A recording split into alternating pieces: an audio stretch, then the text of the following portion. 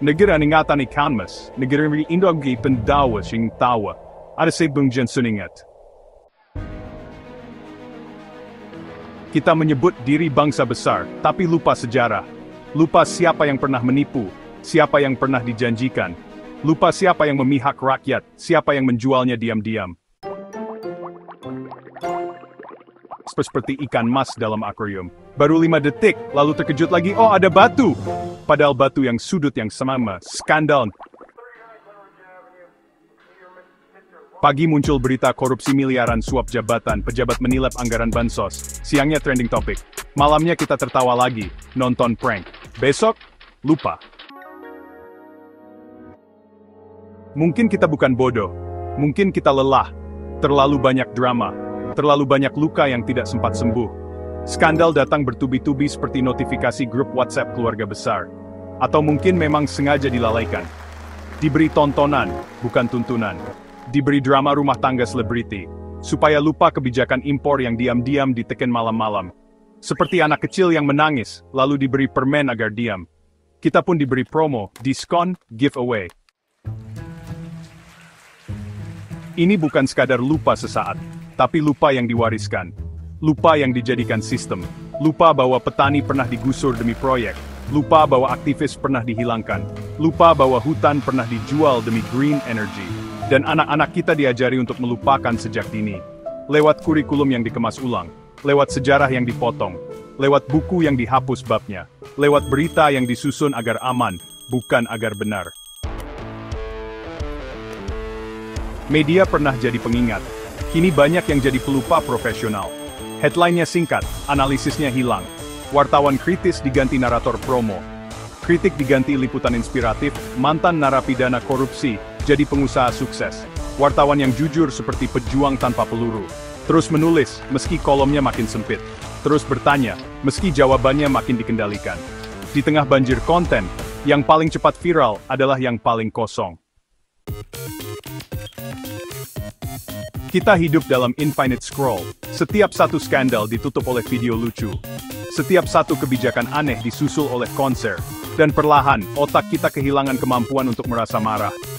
Karena setiap kemarahan langsung diredam. Tenang bro, hidup harus dinikmati, jangan baper. Maka lahirlah generasi yang pintar meniru tren, tapi asing dengan nilai. Kita punya pemilu, kita punya partai, kita punya wakil rakyat. Tapi kita tidak punya memori. 5 tahun lalu, seseorang berjanji akan menolak utang luar negeri. Hari ini dia memuji investor asing dan menjual pulau. Dan kita, tersenyum memberi like, yang penting tampil keren.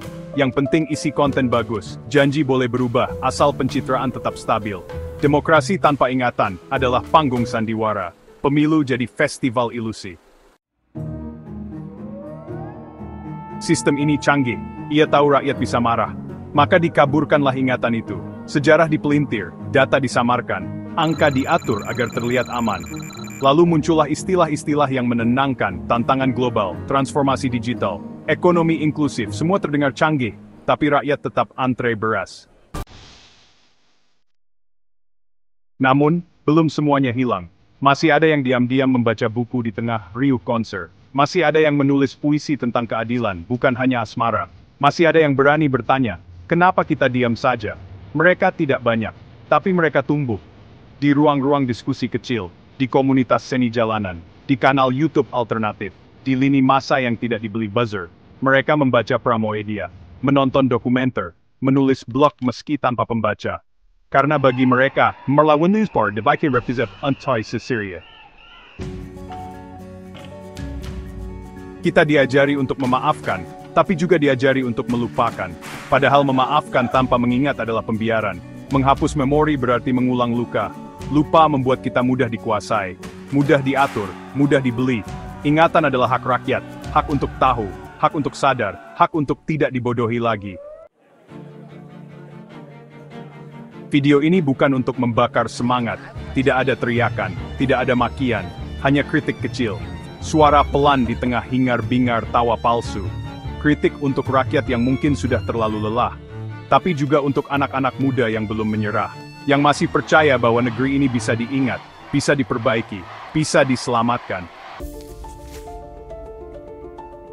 Selama masih ada satu anak muda yang membaca sejarah, bukan hanya headline, menulis esai, bukan hanya caption, berani berbeda, bukan ikut tren, maka harapan belum mati.